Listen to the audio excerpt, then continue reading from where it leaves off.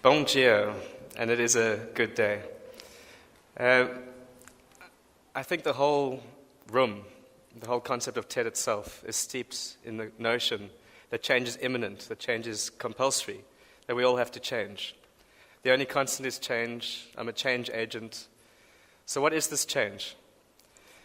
If I'm going to change the world, if I'm going to dedicate my whole life to the passion of positive social change, I'm going to have fun doing it. I'm not going to sit around slogging at a desk job every day. I'm not going to sit in an office. I'm going to look for alternative ways to do it, ways that I can find my spirit in the work, ways that I can enjoy myself changing the world. Now, where I learned this was at the School for Warriors Without Weapons, which was a 5-week program in Santos, Sao Paulo.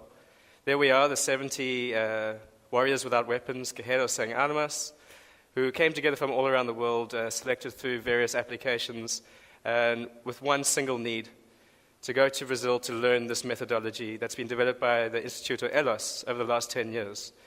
Instituto ELOS is a collective of change makers in Santos who were originally architects looking to find new ways of designing social space.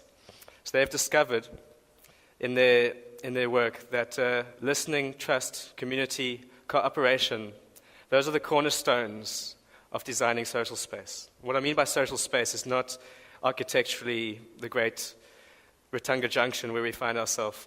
It's looking at what is going on between us as individuals that creates a fabric, a glue in society that enables us to find that spirit of change, that quality that we're going to take ourselves forward into the new generations. So arriving at the program, the first 2 days, we were building this listening, this deep trust, and this sense of community through cooperative games, etc. We also, throughout the 5-week program, had a series of indigenous teachings or learnings based on the 4 elements: earth, air, fire, water. And there was actually a 5th element, but that can't be spoken about on this stage.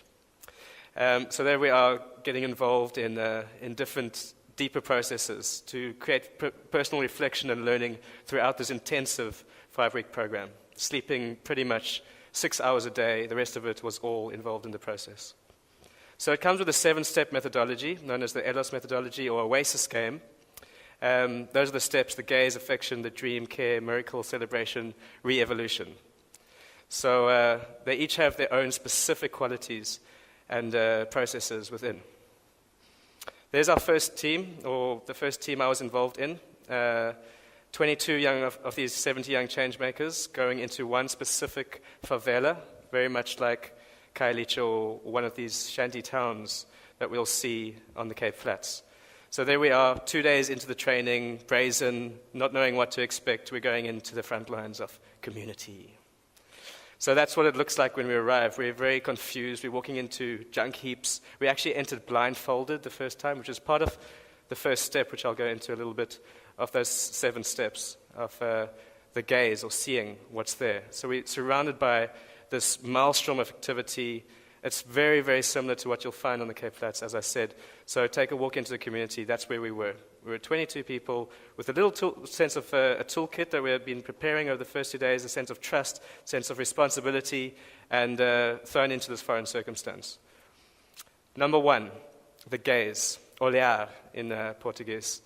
So this is about appreciative seeing, about going into that mess and seeing where's the beauty. Now, the beauty that lies between. Most people who are used to the scene every single day do not find beauty in tiles lying on the ground, for example, whereas someone not from that obvious everyday reality can see a pile of tiles lying on the floor and see that could be, for instance, a mosaic on the wall. So the idea of finding that sense of beauty in each little piece of rubbish. Now, the other side of the coin is obviously the community seeing you. And there you see them kind of taking a look out of their homes and being interested in who are these weirdos coming into our community.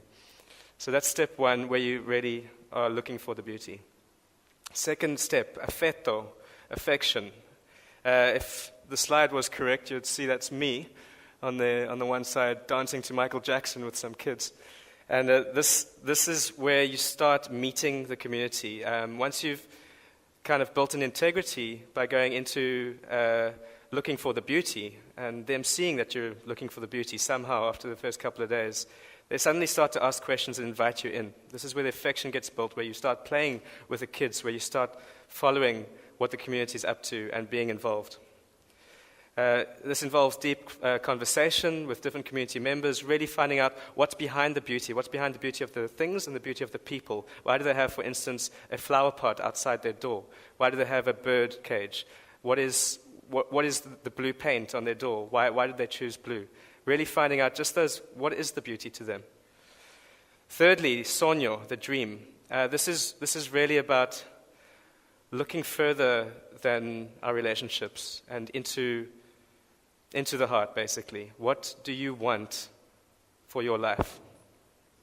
This is where the affection phase goes deeper into looking for an outcome of what we can do with this process. So that's where you see people lifting their eyes and you ask them the question, what is your dream? You don't just ask them, what is your dream, like I want a dream car or I want a dream house. You're actually inviting them to dream further, to dream a collective dream. Now the dream this is a saying by Raul Seixas, a Brazilian. He says, the dream that is for oneself is still just a dream, but the dream that is dreamt together is a reality. So that's really the quality that we're looking for, that collective dream for the community. And then you see families, children, adults really sharing their souls with or their intentions or their needs with you. We go into the care phase where we design these dreams into a reality. We go through processes like World Cafe, workshopping with them, hosting them in all sorts of social technology processes, which is really it's the middle step. It's the inspiring moment where people get to realize, wait, these people are actually not here to facilitate us and fit us into a program, but really to support us to realize our dreams. And that's where you really show a lot of care to live into their needs and their realities. Number 5, milagre, the miracle. This is, who was it? Jacques Cousteau. He said, we thought it was impossible until we did it. Something along those lines. It's not verbatim. But really, the miracle phase is when you're believing that there's nothing that's going to stop us. If we plow in hands-on with what we've designed, with you, for the community, through various processes, we're going to just take the step, and something's going to come of it. The miracle was not named by the program. It was named by the communities where they've been doing this work for 10 years. They've actually had people coming back to them time and time again from these communities saying, you know what you did in our community was a miracle. And therefore they gave the step, the miracle. There you see, we're digging through the junk, looking for the beauty. What can we do here? The steps have been designed. We're acting on it.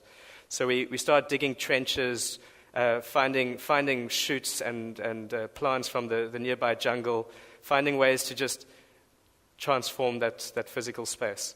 And as you can see, it's a really fun, playful, celebratory atmosphere. That's really the key to all of this, that it's playing to change the world. And the results, I mean, this is just like the tip of the iceberg. Playgrounds, gardens, parks, stages, talent shows. There was just a constant outflow. They developed tourist routes. They developed a bakery, a community cooperative. They developed new social enterprises. I'm saying we did it together. We supported them. It was a really beautiful, beautiful time.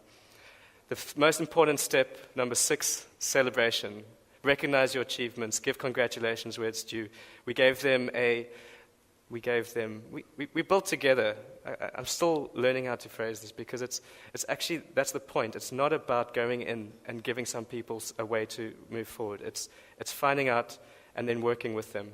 So we had a beautiful celebration phase at the end of this, which brought on the new phase, which is the re-evolution. Now that we've celebrated, we've achieved something, how are we going on from this? And this is what I'm doing here today. The TEDx talk is the re-evolution phase. Other things I've done, Pro Action Cafe. This is a beautiful social technology that's used to design your projects and processes in a very robust way, gaining the collective intelligence of the group. So 12 further projects came out of this process directly on the day.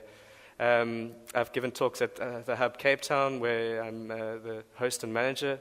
And we've given more processes back to the community of how they can take this work forward on their own and become facilitators of social change. We've gone into Langa.